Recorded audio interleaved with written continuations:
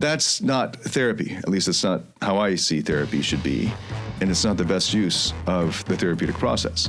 Instead, the therapeutic process is about your life in the here and now. And if you can begin with that, that's always best. So whatever's going on, it's most recent, it's gotten triggered, it's fresh, it's at the surface, it's most accessible because it just happened like a few days ago or today or last week, and it's fresh and you can remember it and bring up the emotions again. That's a great entryway, a gateway point for getting into the deeper stuff that's underneath it. Welcome to the Masculine Psychology Podcast, where we answer key questions in relationships, attraction, success, and fulfillment. Now, here's your host, world-renowned therapist and life coach, David Tian. Welcome to the Masculine Psychology Podcast. I'm David Tian, your host. If the scheduling works out as predicted, this will be the final episode of the calendar year. So I thought this would be a good opportunity to do something different. And in this episode, I'll be revealing more about my own personal journey through therapy, especially through IFS therapy. And this is in response to a comment on the previous episode from Haas K, who wrote, "Can you do a podcast on your own experience with IFS therapy? Some of your own protectors and exiles that required work." He hasn't replied yet with why he wants to know that information, but it's a request that I've gotten quite a few times over the years, so I thought that would be a good one to do for this episode to end out the year. And in fact, I'm writing a book. I've been working on a book for years, actually. And each year I learn so much about writing that I end up going back and scrapping the old draft and starting over because I see so many ways to improve it and ways that require such major changes that it requires a whole new book. And I'm getting closer to the final version. And hopefully it will be out in 2023. I'm going to try to push for it to be out by then. And in this book, I'll be revealing a lot about my journey. In fact, I've come to the point where the reader feedback has been that the most gripping part of the book is the narrative of that's centered around me. So it's been quite the exercise in breaking down how we got to this point personally. So I can share a little bit of that here in this episode, and I feel more comfortable sharing about my personal journey. I have parts that are reluctant to do so because my experience in the past has been that it bores people.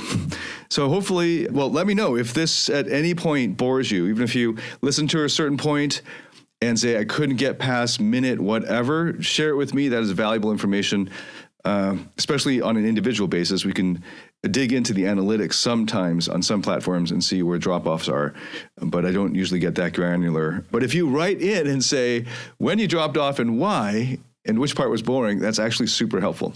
It's also really helpful to let me know any parts that you liked, because then the next time I do an episode, I'll keep that in mind and try to do more of that.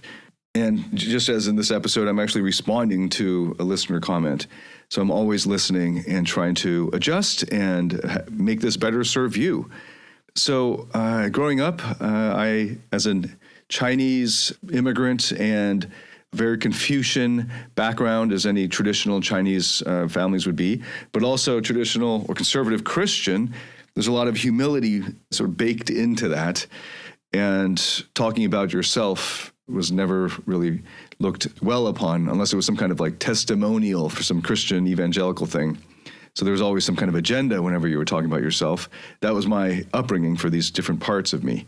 But I'm getting better at recognizing that sharing my journey can help a lot of people. So, and especially as elusive or abstract or not as literally physically visible process as psychotherapy is. Like, it's not like automobile mechanics or even computer programming where you just set out the steps and then you just literally follow them and you should get the same results.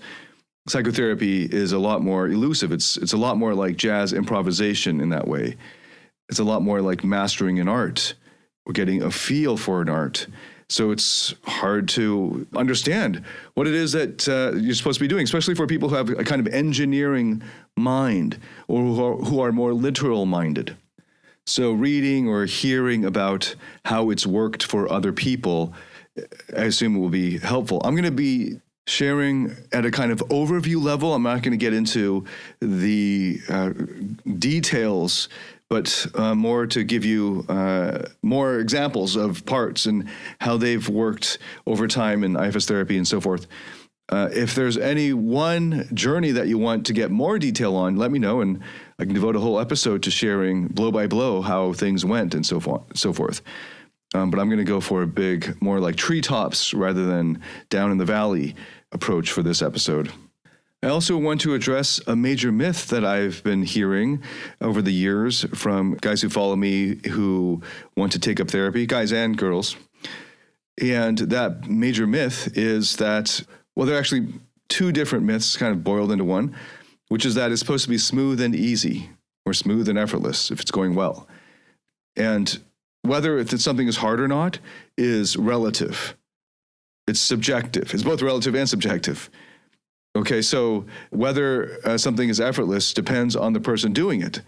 And this is the case with all arts and skills at the beginning. For beginners, this effort feels painful.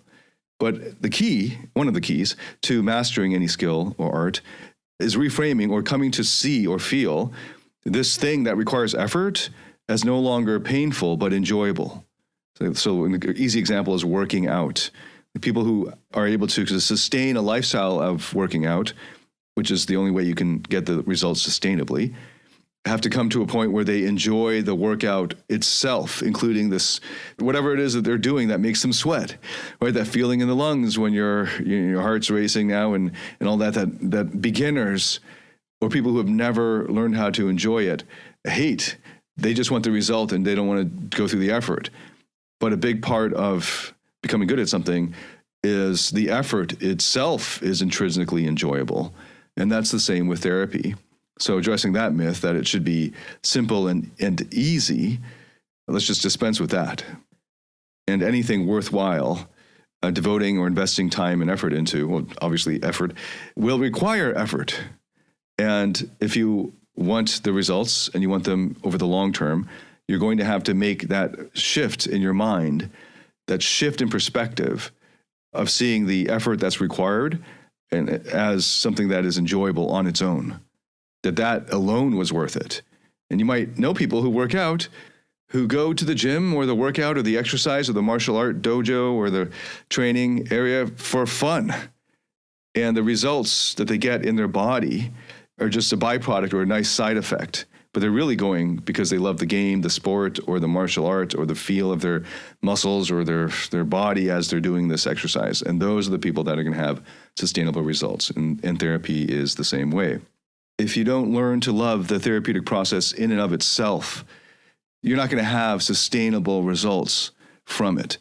Because once you leave the therapist or the therapy room or your treatment period, it's just a matter of time, 6 months or so, or 12 months, when you revert back to those old patterns. If you're not able to do it, take what you've learned and apply it for yourself.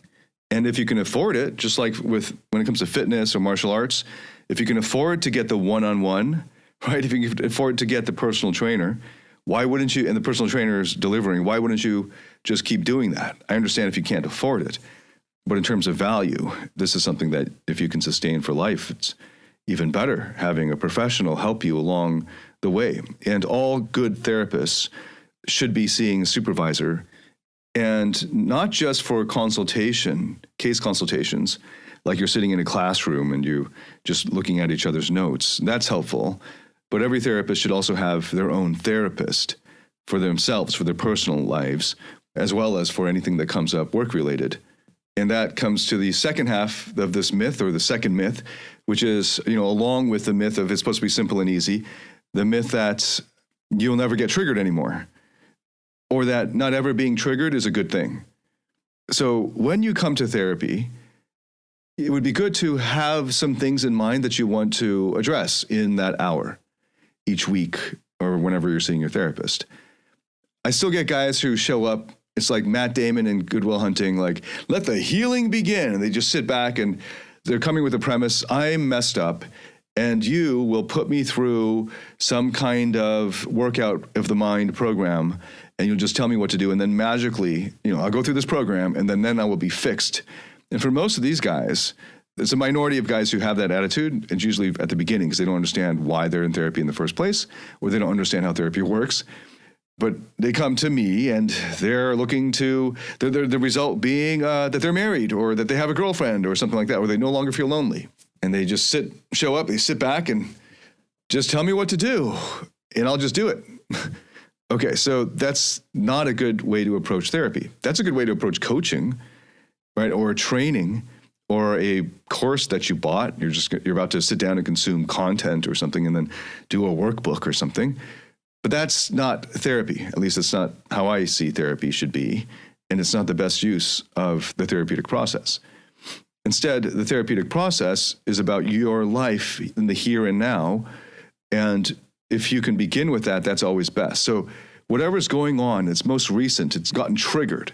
It's fresh. It's at the surface. It's most accessible because it just happened like a few days ago or today or last week. And it's fresh and you can remember it and bring up the emotions again. That's a great entryway, a gateway point for getting into the deeper stuff that's underneath it.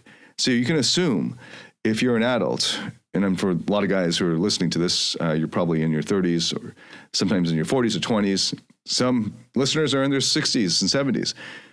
If you're listening to this, then you can assume that whatever issues you're dealing with now, if they're bringing up strong emotions, and maybe rationally speaking, they're disproportionate, there's a rational part of you that knows this is kind of out of proportion to the actual events, then you can assume, it's a pretty good bet, that it's based on or comes from some wounds, some core wounds that were from much longer ago.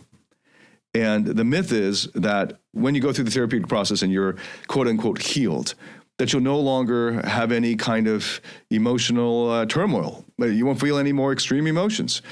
And for anyone who's been through in therapy for any length of time and who approaches it properly for what it is, rather than coming at it with an agenda to fix me, but actually going through the process of whatever is happening right here and now and accepting, coming to a place of radical acceptance of whatever comes up. It was something I've talked a lot about radical acceptance in this podcast as one of the first steps in the therapeutic process. Then you want to get to your therapy session with something that's happened. So in a way, if you have a blow-up fight with your wife, awesome. There's something there that you haven't addressed. Yes. High five. Maybe you've been in therapy or working at this for like 10 years and man, you're so advanced now, right? And you finally found something new. This is great. It's sort of like the kind of joy that someone more advanced in some kind of art. I imagine, someone who's a black belt who has been doing BJJ for like 10 years and finally learns a new move or some kind of new variation he's never seen or thought of before. It's exciting, assuming he's humble, right, and doesn't have a big ego. He gets excited because this is something new. He hasn't learned anything new for a long time. At white belt, every class is new. Like every class, you're learning something new, and it's exciting. And the rate of it might be overwhelming, right? So that's kind of maybe a downside. But if you have a good teacher, good coach, and you're good at approaching learning, it's exciting because you're learning so fast. It's like drinking from a fire hose. And then as you get better and better at something. And I know for a lot of guys, they've never reached this point, and that sucks for you. You should pick some area and try to just become really as good as you can get at it. But somewhere along that intermediate level, it starts to scale off, and you're no longer, it's like drinking from a fire hose, right, a hydrant. And now it's coming in, like a good water fountain, and it's manageable. It's coming at a manageable pace, and it feels nice. And it's not overwhelming, but you're learning well. Eventually, as you get more and more advanced, it gets harder and harder to learn new things, to discover new things. And it's like trickle, it's like you're trying to just squeeze out the last drop of water from your canteen, and you're just happy to get a drop because even that's awesome. And you're just really maintaining now and trying to pass down your knowledge to others. And maybe your epiphanies now are better ways of teaching it or new ways of explaining it to beginners as the joy of teaching. But you're not really learning anything for yourself as a practitioner because you're so advanced. And I discovered this when it came to jazz back when I was in high school and the performing arts high school, majoring in music and so forth. And it's the same when it came to therapy. At the beginning, when I leaned into it, at the beginning, there was a lot of resistance. It was hard to even access sadness and stay with it. I kept having these unconscious mechanisms that would just come in and shut it down. And I'd come out of the emotion and start thinking. And my thinking parts were so strong and automatic that it took a year and a half.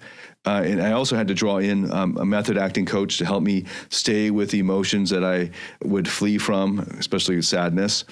And my therapist helped a lot, obviously, was the one who actually drew my attention to this and tried to help me notice when it happened and bring me back, or try to hold back on that slamming door and hold the door open for those emotions more and hold the space, as therapists call it, for the emotional experience to happen. And that was at the beginning, but once I leaned into it, it was overwhelmingly awesome. But then after a while, after several years of weekly or biweekly therapy and tons of training as a therapist myself, the epiphanies were coming a lot farther apart. Like maybe every 3 months, there was some kind of new breakthrough in that sense. And it's important to recognize that the breakthroughs are often triggered by stuff that happens in your life that feel icky, yucky, or whatever. They bring up extreme emotions. And if you can bring that to the therapy sessions, that's gold. So this myth that once you've gone through the therapeutic process, nothing bad happens in your life, like you don't feel extreme emotions of sadness or anger or anything like that, this can be true if you have plateaued. And you're sort of in maintenance, and that can be true, especially if you've gone through a lot already. That can be true for several months, maybe a year or two. But if it goes on too long, it's kind of sad. It's like you're in a drought. So I welcome when there are extreme emotions of anger, frustration, sadness, especially, because that means there's something there that we can look at and turn to. And the more you look, the more you'll find.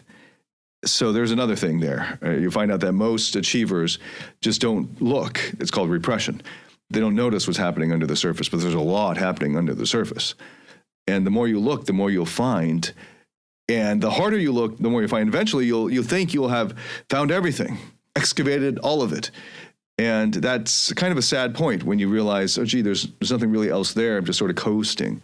But that's where a lot of you guys, a lot of people out there, that's their ideal point. I'll tell you, that's not a great place to be in. So directly addressing that myth that the ideal is to not have any extreme emotions. I understand for many of you, extreme emotions are painful. I've addressed that in a different episode called Pain is Not an Emotion. The reason why it's painful to you is because that emotion is something you're resisting. The tragedy that you're experiencing in life might bring up certain emotions. And that's fine, it makes sense if there's a tragedy, that you're experiencing sadness or extreme anger or something like that. It's the pushing back on it, wishing it wasn't there, that's actually painful. Can you sit with your sadness and sit with it longer? That's a part of the therapeutic training that you should be doing. And I have a program that I'm a part of a different company. And part of this program, part of what we're developing is this test program called Emotional Mastery. And we've already built in over a year's worth of content in it. And we're still adding to it. We're still not even a third of the way through, actually. But it's already been life-changing for so many people who signed on for it. Emotional mastery. And a big part of emotional mastery is building emotion endurance. And then also building the skills for emotion regulation.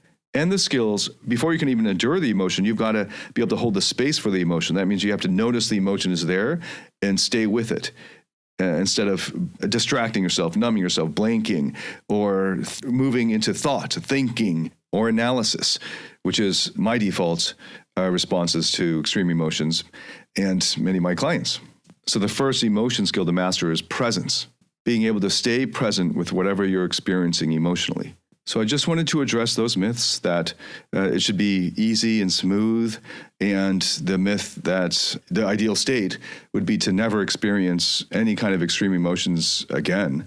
In many ways, once you've gone through the therapeutic process, extreme emotions, it's like in music when you have fortissimo and pianissimo, like really quiet and really loud.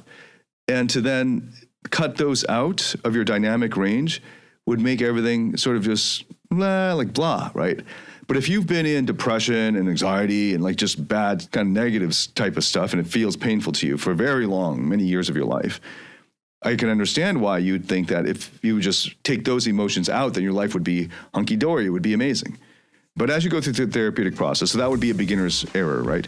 So as you go through the therapeutic process, you'll need to get to the point, if you stick with the process, hopefully, you will reach a point, if you stick with it, of seeing extreme emotions themselves as intrinsically valuable, even the ones that are, extreme anger or sadness.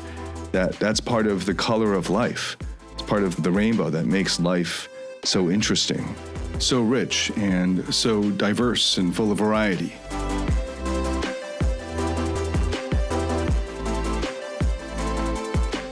Do you struggle in your interactions with women or in your intimate relationship? Are fear, shame, or neediness sabotaging your relationships or attractiveness? In my Platinum Partnership Program, you'll discover how to transform your psychological issues, improve your success with women, and uncover your true self. Get access to all my current and future online courses by applying for the Platinum Partnership today at davidetiennephd.com/platinum. As far as my own journey in IFS therapy, mine is pretty atypical because I'd already done several years of therapy and therapy training. And for most people, they'll need to do the work that I did during those several years before I discovered IFS therapy, as I experienced it for myself. They'd need to do that other work, like their inner child work or being present with your current emotions, no matter how extreme, being able to go to your vulnerability and sadness without the protective mechanisms coming up. Or for most people, being able to hold the space to handle, to endure the sadness or whatever despair or whatever overwhelming emotion that they're afraid of.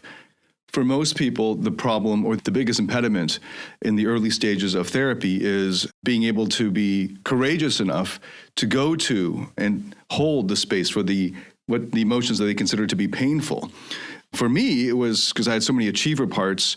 It wasn't that there wasn't courage to go to painful emotions per se. It was that there were these other, the intellect, for instance, that jumps in and prevents the emotion from even coming up to the consciousness.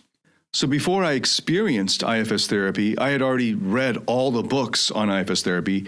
I had even taught some of the theory of IFS therapy, and I had this idea of what IFS therapy was before I had actually undergone it as a client or experienced it for myself, just reading it from books and video courses and audio courses and that sort of thing.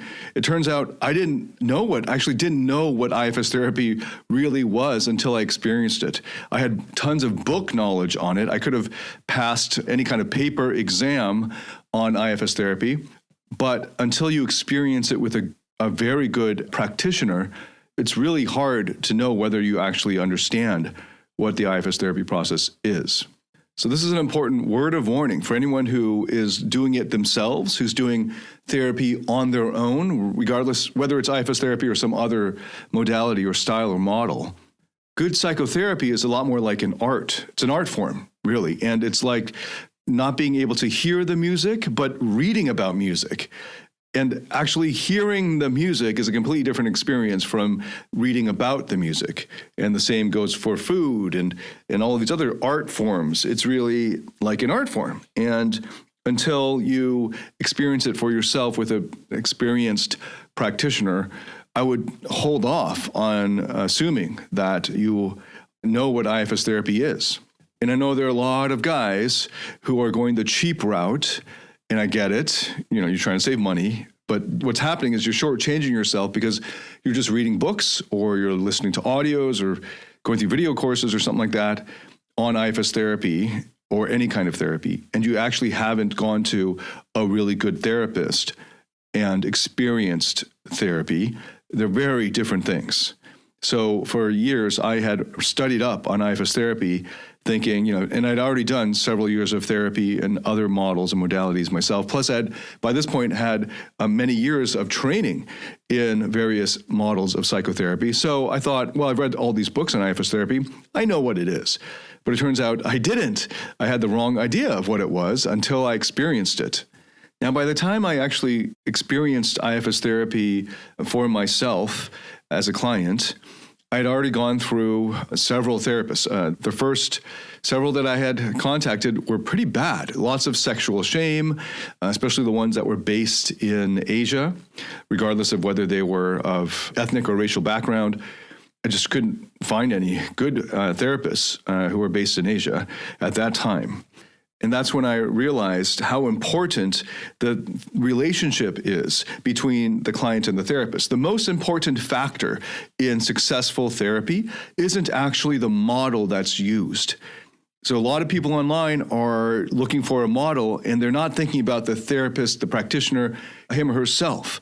That is far more important. The person, the actual therapist, is far more important than the model they're using. And on top of who the therapist is, his or her experience and skills and all of that, in IFS therapy, we would call it how much self-energy this person has.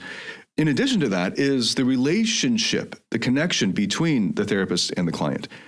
And given my background as an ex-professor of philosophy and a secret life as a pickup artist, I had a pretty unique background, and I needed to have a therapist who wasn't judging and was able to keep up intellectually. So it was tough, and it still is tough to find a good match for me, given my parts and how they are and their priorities and the way they are, to find a suitable match for a therapy supervisor or mentors for myself. And if you're looking for a therapist, or if you want to experience IFS therapy, again, far more important than just going online and looking for someone who does IFS therapy.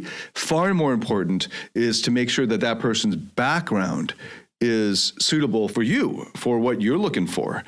And how are you going to learn that? You're going to learn that by going into their bios and consuming any content they put out there, whether it's blog posts or podcasts or videos. Psychotherapy is not like medical science. And even then, I would say that there's quite a lot of variation on how good your doctor is. But a lot of people approach medicine as interchangeable. Like, I just need a doctor to write me a prescription on X, right? And they just go to any clinic, or like dentistry. And of course, it's obvious that there is variation between practitioners in those fields. But even more so is there variation in psychotherapy. So it's far more important that you find a therapist that matches your needs, your background, what it is that you're looking for, your goals. It's far more important who the therapist is and the relationship between you than the model that they're practicing or using. And the all-important factor of the therapeutic relationship has been proven out in empirical research as well. Now, having said that, just to preface that, in case you think IFS therapy is the answer, it's the answer in the hands of the right therapist, right? But far more important is the right therapist. And I've been through and have met plenty of bad therapists, and I've also met plenty of therapists who wouldn't be a good match for the type of clients that I see and the type of people who listen to the Masculine Psychology podcast. So before I even experienced IFS therapy for myself, I'd already done several years with a Gestalt therapist who was excellent. And it took quite a while to find that therapist and to find this good match for me personally. I'd also undergone training with the Tony Robbins Madana's Coaching Institute, and that was awesome. So I'd done many years of Tony Robbins training and coaching, and then I was using that modality in my own coaching practice. I'd also undergone a formal official training in schema therapy, which is a third wave CBT. I'd also undergone many years of CBT training, cognitive behavioral therapy training. I think every good therapist should have several modalities, if not dozens, under his or her belt to be able to pull out and use and mix depending on the client's needs. And I think CBT is the easiest one to learn, especially if you have any kind of philosophy background. It's going to be pretty easy. So that's just a given, right? So I'd already had training in CBT, schema therapy, which I think is a great improvement over standard CBT. It also had official formal training in ACT, acceptance commitment therapy, DBT, advanced training in dialectical behavior therapy, DBT, advanced training in mindfulness, And of course, I had been practitioner and huge advocate of meditation and many different forms of meditation for several years by this point. So by the time I actually experienced IFS therapy, I was actually in the IFS therapy level 1 training. So before I had even experienced therapy as a client, IFS therapy as a client, I was already in the official training. So talk about atypical IFS therapy journey, right? I thought I knew what it was because I had experienced plenty of empty chair gestalt, empty chair work, and I thought that was what parts work was like. And it turns out that is one aspect of, 1/8 of what IFS therapy parts work can be. But I hadn't experienced the other, 7/8 of what it can be like. And actually, maybe it's like 1/10 really. Because the closest correlate in IFS work is direct access to Gestalt's empty chair work. And there's no reason why you can't just combine those. And then you can combine psychodrama in there as well, which I have training in that as well. I forgot to mention that. So by the time I got to IFS therapy, I was already an experienced and practitioner of various therapeutic models. So my journey is atypical. Most people who will go through this process will have to do all of that work of being present with their current emotions, being able to stay with them, being able to ride them surf them like waves, never being overwhelmed by the emotion that they're feeling, being able to hold the space and being able to endure whatever comes up, being able to regulate their own emotions, being able to stay and move closer with the sadness or whatever that vulnerable emotion is. The inner child work as well, and then any kind of imagery, rescripting, and that sort of thing. I was already quite experienced with all of that, as well as accessing different parts of myself. So IFS therapy is not the only model of therapy that uses parts. There are quite a lot of other models. So by the time I got to experience IFS therapy for myself in the client role, I was already ready to go. It's pretty much advanced at this point. So my first experience was getting in touch with, just as a kind of exercise, because, oh, by the way, right, so all the other types of therapy training, it's all simulation, like you're just playing pretend. You're not really working with any real issues. And I've even had therapy teachers who say, okay, they're checking, is this a real issue, with the person who's volunteered to do the demo. And then they say, okay, we don't want to do any real issues. Pretend like you're one of your clients and let's run through the simulation. So it was really like at arm's length emotionally. But for IFS therapy training, it's real. It's like 10x more advanced, more intense, more immersive than any other therapy training I'd ever seen. Now, I hope they keep doing it this way because it completely changed my life, just even my own undergoing the training. So my first time in the client role, I discovered that my lover part, my seducer parts, had been sidelined for a few years by this point because I was married and I had all these other priorities with business and with settling my wife and I into a new country, and we had all this like immigration stuff and just like red tape, checklist type of things. We still did plenty of date nights and that sort of thing, but I had realized that, oh wow, especially these two parts, and I'll just refer to them here as the rake and the charismatic, were not in much demand or in use, whereas they ran a big part of my life for several years, almost a decade, back in my pickup days and my dating coach days. And I discovered that they were lonely and they were feeling abandoned. And just discovering that and how spending time with them and listening to them and listening to them share that they wanted to be more embodied. They wanted to be out front more. And my wife had mentioned this too, that I used to have that twinkle in the eye, and I didn't have that just one-on-one with her much anymore. It was when in a group setting in a particular, environment, a club or a bar or something. So I realized, I have to give them that time. And that brought tears to my eyes, just feeling how they felt abandoned by me, by my higher self.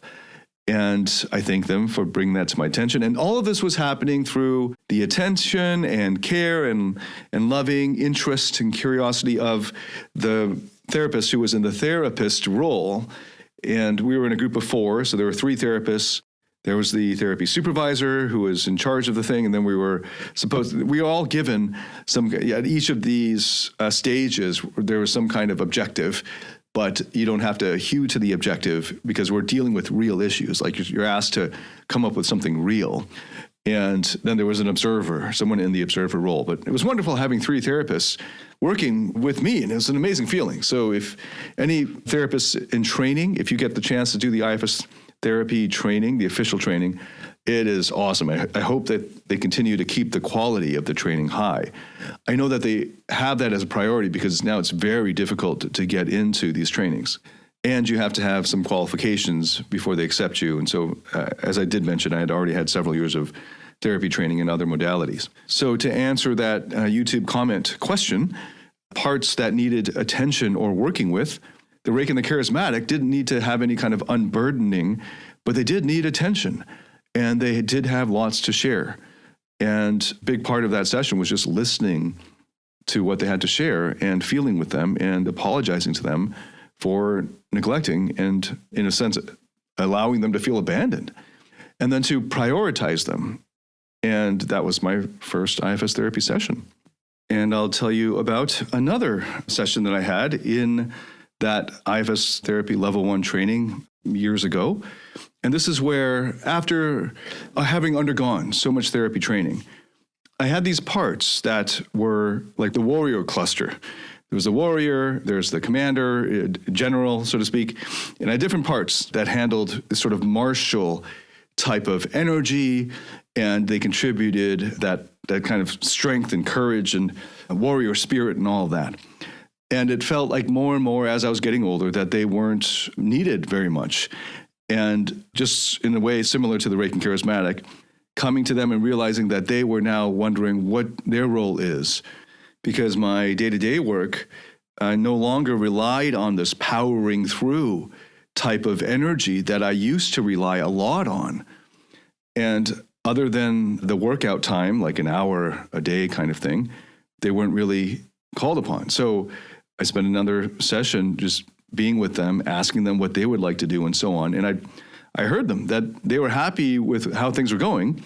It's just they too needed more time in the sun, so to speak. So this was a big impetus for me to rediscover martial arts and prioritize that again. So there's another example of being able to balance the needs of different parts that didn't need to let go of any burdens per se, but just needed to share and get my attention. And again, this is atypical because I had already done so much unburdening outside of the IFS or before the IFS therapy process, but through different modalities like Gestalt. I'd done a lot of inner child unburdening in those contexts, as well as even in the Tony Robbins and NLP style coaching. There are major therapeutic elements in the deeper Tony Robbins work. And that was my first life coaching training. And since then, I've naturally blended all of whatever I think is effective. I blended them together into the most effective mix. And it really depends on what the client's needs are and what the presenting issues are. But I'll give you an example of a set of parts that did need some underburdening. And this is the intellectual cluster. And what I discovered was, so I'd done a ton of work with my intellectual parts with my Gestalt therapist before I'd experienced IFS therapy. So I knew them very well. And through the IFS therapy process, gotten to know them much better.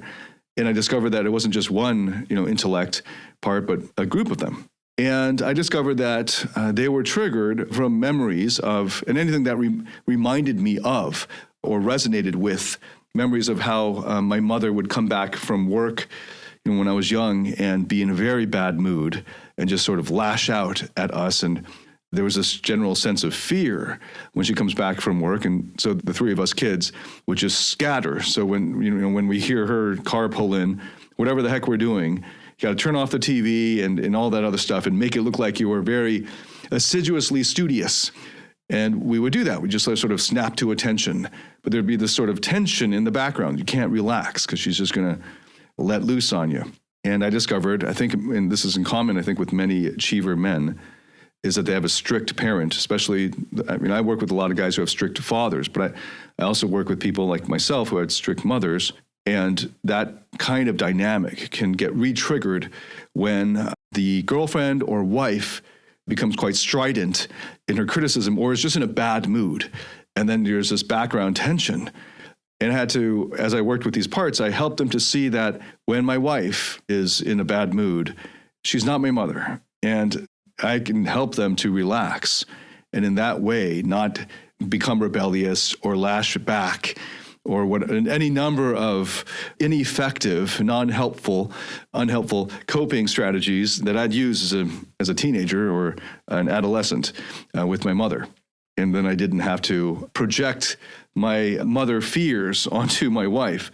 And I could take care of my own parts as fears and reactions of tension and distress or anger on my own as my higher self. And then they revealed to me the exiles that were there, and we did a whole rescripting and reparenting and all that. And I worked, because again, there were more than one part related there in that intellectual cluster. So I had to address them one at a time. And there's another example there. So I gave you 3 examples of the type of work early on in my IFS therapy process. A lot of what I do now there's very little unburdening because it's been several years in. So a lot of it is just listening to parts and what they have to share. And maybe in a period of work where I'm very busy, or now that I've got a 1-year-old, and that just completely changed my life in many ways, some unexpected. And when you're super busy, it's very easy to lose track of I've got over 24 parts on my list now, and it can be challenging to keep track of them all. And so having that luxury of the therapy sessions or my sessions with my supervisor to be able to just check in, close my eyes, check in, see which parts are up and need attention, and listen to whatever they have to share and make sure I can meet their needs. And it's a lot like kind of being a CEO or the head of the family, that you have the time to sit with everyone and hear, what around the dinner table kind of thing, and check in with them. And this is especially important when you're busy, which is ironic, right? Because it's the busiest people who need it the most, but because they're the busiest, they're the ones who get it, the least. They're the ones who prioritize it the least. It's just like meditation, right? The busier you are, the more you need it. So hopefully I spent a big chunk of this episode not just sharing in kind of narcissistic way myself. I'm using narcissism in that sense very loosely, all right? But I tried to give as much advice for you on your therapeutic journey as possible. Again, my process so far has been pretty atypical, as is most of my life. So trying to give advice that is going to be more applicable to more people, but also sharing 3 examples of the IFS therapy process, especially early on for me, and working with my rake and the charismatic and the warrior parts, and then the intellectual parts and the more business philosophy parts, and helping to meet their needs and to build that relationship with them. And this is, of course, an ongoing thing. The more that's going on in your life, especially more new things that happen, the more that you need to pay attention to what's going on with your parts. And every major stage of your life, and even the minor times, anything that's going on, if you're growing, there's a lot of new things that are going on for you. The more you need IFS therapy, the more you need the therapeutic process. So it's a lifelong process. And I got big plans, so I expect there to be big shifts, and expect then to do more IFS therapy work for myself along the way. And I'm looking forward to it, because every time I do it, it's incredibly rewarding and emotional. And that's the best part. I mean, it's just discovering these parts and listening to what they have to share, and just being with them is part of the joy of life. It's part of what makes life worth living. So as we round out, end off this year, I hope that you too prioritize yourself and your parts, and meeting their needs and loving them and building a trusting relationship with them. All right. Thank you so much for listening. I look forward to welcoming you to the next episode in the new year. And until then, thanks again. Oh, and if you like this, hit a like on whatever platform you're listening. If this benefited you, please share it with anyone you think could also benefit.